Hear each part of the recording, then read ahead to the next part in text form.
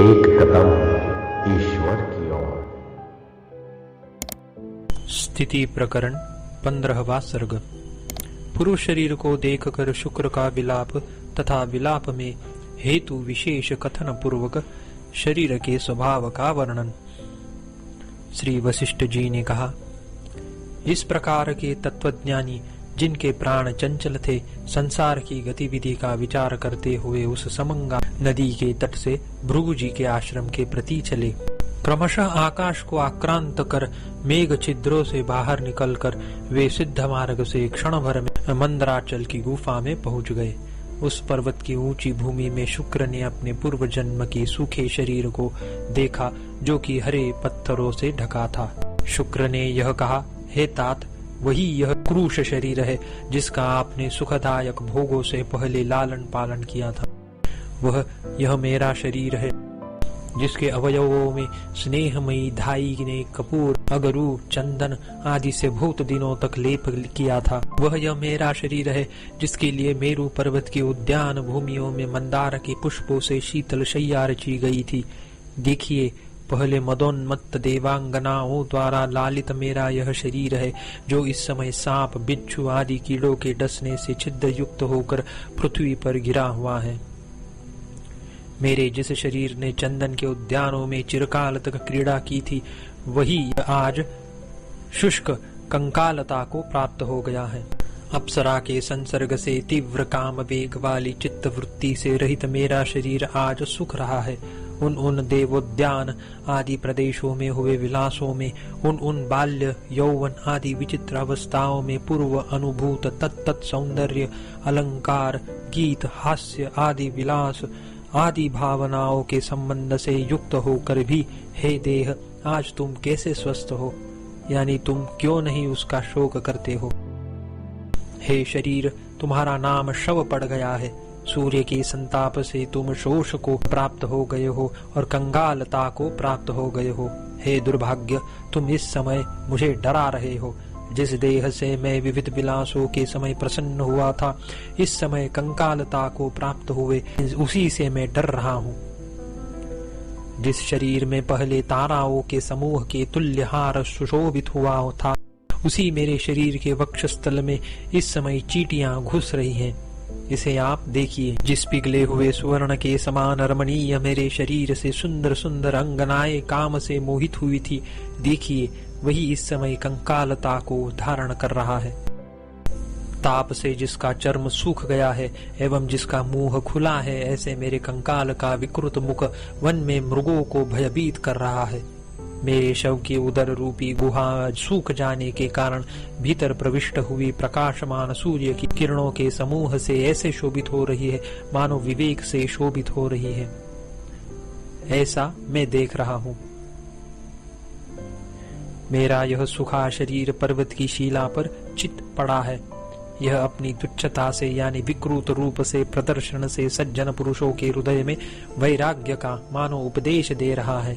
शब्द, रूप, रस, स्पर्श और गंध की अभिलाषा से रहित मेरा यह शरीर इतने समय तक मेरे परोक्ष में और इस समय मेरे प्रत्यक्ष में भी मानो निर्विकल्प समाधि में बैठकर पर्वत में सूख रहा है।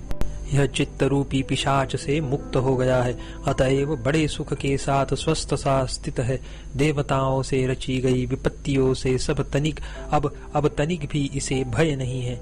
चित्त रूपी वेताल के शांत होने पर शरीर को जो आनंद प्राप्त होता है, वह संपूर्ण जगत के राज्य से भी प्राप्त नहीं होता। यह शरीर जिसके संपूर्ण संदेह नष्ट हो गए हैं और सब कौतुक जिससे चले गए हैं, कल्पनाओं का जिसने निराश कर दिया है, वन में कैसे सुख से सो रहा है, इसे आप देखिए। चित्त रूपी बंदर की काम आदि चपलता से क्षुब्ध हुआ यह शरीर रूपी वृक्ष जिस प्रकार अपने विवेक, सद्वासना आदि शाखा पल्लवों का विनाश हो, वैसे वेग से नहीं चलता, किंतु जैसे जड़ के साथ उखड़ जाए वैसे चलता है। इस सुंदर पर्वत में मेरा यह शरीर चित्त रूपी अनर्थ से मुक्त होकर आज गजघटाओं और सिंहों के गर्जन, तर्जन आदि रूप वैर को नहीं देखता। पहले कौतुक दर्शन रूप परमानंद में स्थित हुआ सा यह जैसे बाहर के कौतुक दर्शन से प्रसन्न होता था, वैसा आज नहीं होता। संपूर्ण आशा रूपी ज्वरों के कारण रूप मोह रूपी कोहरे के लिए शरदागमन रूप औचित्य के सिवा दूसरा श्रेय प्राणियों में मैं नहीं देखता हूँ। यानी चित्त भाव संपूर्ण आशा रूपी ज्वरों के हेतुभूत मोह का नाश कर देता है। अतएव वही सबको अपेक्षा श्रेष्ठ श्रेय है। वे ही ब्रह्मा के आनंद पर्यंत विषय सुखों की परमावधि रूप भूमानंद को प्राप्त हुए हैं, जो शांत बुद्धि पुरुष अपरिच्छिन्न ब्रह्म साक्षात्कार रूप महाबुद्धि से मनोनाश को प्राप्त हुए हैं। मैं अपने भाग्योदय से सब दुख दशाओं से रहित और संताप शून्य इस शरीर को संकल्प विकल्प से रहित जीवन मुक्त के शरीर के तुल्य वन में देख रहा हूँ। श्री रामचंद्र जी ने कहा, हे भगवान, आप संपूर्ण धर्मों के तत्वों को जानने वाले हैं। कृपया यह बतलाइए कि शुक्राचार्य जी ने उस समय बार बार अनेक शरीरों का उपभोग किया था, जैसे कि आप पहले कह आए हैं। फिर उन्हें भृगु से उत्पादित उसी शरीर में अत्यंत स्नेह कैसे हुआ और उसी के लिए उन्होंने विलाप क्यों किया? श्री वशिष्ठ जी ने कहा, हे वत्स श्री रामचंद्र जी, शुक्राचार्य की कर्मात्मक जो यह वासना थी वह जीव दशा को प्राप्त होकर भृगु से उत्पाद्य भार्गव रूप से उत्पन्न हुई। प्रलय काल में अवशिष्ट माया शबलित ईश्वर से इस कल्प के सर्वप्रथम शरीर रूप से जल में भिगोने से फूले हुए बीजों के अंदर अंकुर शक्ति की नाई तनिक आविर्भूत होकर क्रमशः तत्तद्भूतों की समता को प्राप्त होकर वायु से वृष्टि द्वारा अन्न आदि भाव से अंतर्भावित हुई। वही कर्मात्मक वासना प्राण और अपान के प्रवाह से महर्षि भृगु के हृदय में प्रवेश कर क्रम से वीर्य बनकर शुक्राचार्य की देह बनी है। उस जन्म में उसके ब्राह्मण जन्मोचित गर्भाधान आदि सब संस्कार विधि पूर्वक किए गए थे। वहां पर समाधिस्थ पिता के आगे विद्यमान वह शुक्राचार्य की देह एक लंबे अरसे से सूखे हुए कंकाल के रूप में परिणत हो गई। चूंकि यह शरीर ब्रह्म से पूर्वोक्त रीति के अनुसार पहल इसी शुक्राचार्य के रूप में आविर्भूत हुआ था, इसीलिए शुक्राचार्य ने इस शरीर के लिए विलाप किया। यद्यपि शुक्राचार्य वीतराग थे, उन्हें किसी प्रकार की अभिलाषा भी न थी और समंगा नदी के तीर में तपस्या निरत ब्राह्मण का रूप उन्होंने धारण कर रखा था। फिर भी उन्होंने देह के लिए विलाप किया, क्योंकि देह का ऐसा ही स्वभाव है। भाव यह कि ज्ञानी भी प्रारब्ध कर्म का उल्लंघन नहीं कर सकते, उन्हें भी उसका भोग करना ही पड़ता है। चाहे ज्ञानी की देह हो चाहे अज्ञानी की देह हो, जब तक जीवन रहेगा सदा यह नियम चलेगा ही। इसमें रत्ती भर भी उलट फेर नहीं हो सकता है।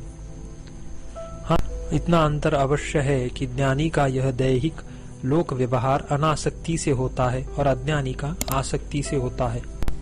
जिन लोगों को तत्वज्ञान हो गया है और जो पशुओं के सदृश आचरण वाले अज्ञानी हैं, वे दोनों ही लोक व्यवहारों में जैसा लोक का जाल है उसी के अनुसार स्थित है, यानी आचरण करते हैं। लोक व्यवहार में अज्ञानी जैसा आचरण करता है, पूर्ण ज्ञानी भी ठीक वैसा आचरण करता है। उनको बंध मोक्ष देने में एकमात्र कारण वासना का भेद है। जिसकी बुद्धि विषय पर आसक्त नहीं है, ऐसे विद्वान तत्वज्ञ पुरुष जब तक शरीर रहता है तब तक दुख के निमित्त के प्राप्त होने पर दुख का और सुख हेतु के प्राप्त होने पर सुख का अज्ञानी के तुल्य अभिनय करते हैं। महात्मा लोग सुख निमित्तों की प्राप्ति होने पर सुखी की तरह और दुख निमित्त की प्राप्ति होने पर दुखी की तरह केवल लौकिक व्यवहार के लिए विषय में ही अज्ञानी के सदृश बर्ताव करते हैं। आत्म तत्व में तो वे सुस्थिर रहते हैं, अज्ञानी के तुल्य व्यवहार नहीं करते हैं। जैसे सूर्य के जल में पड़े हुए प्रतिबिंब शरीर ही चंचल होते हैं, किंतु आकाश में स्थित बिंब शरीर चंचल नहीं होता, वैसे ही आत्मज्ञान में स्थिर तत्वज्ञानी भी लोक व्यवहारों में स्थिर अस्थिर रूप से विद्यमान रहता है। जैसे प्रतिबिंबों में स्थित सूर्य वस्तुतः स्वस्थ होता हुआ भी अस्वस्थ सा चंचल सा प्रतीत होता है, वैसे ही जिसने संपूर्ण लौकिक व्यवहारों का त्याग कर दिया है, ऐसा ज्ञानी पुरुष ही व्यवहार स्थिति में अज्ञानी होता है। जिसकी ज्ञानेन्द्रियों ने संग छोड़ा है, उसकी कर्मेंद्रियों के विषयों में आसक्त होने पर भी वह मुक्त है। यदि कर्मेंद्रिय विषयों में आसक्ति रहित है और ज्ञानेन्द्रिय विषयों के अधीन है, तो वह बद्ध है। लोक में सुख दुख दृष्टि और बंध मोक्ष दृष्टि की हेतु ज्ञानेंद्रिय ही है। जैसे कि किसी वस्तु के प्रकाशन में तेज हेतु है, बाहर लोकोचित व्यवहार वाले और भीतर लोकोचित आचार से रहित, संपूर्ण इच्छाओं से शून्य और विषमता रहित होकर आप स्थित होइए।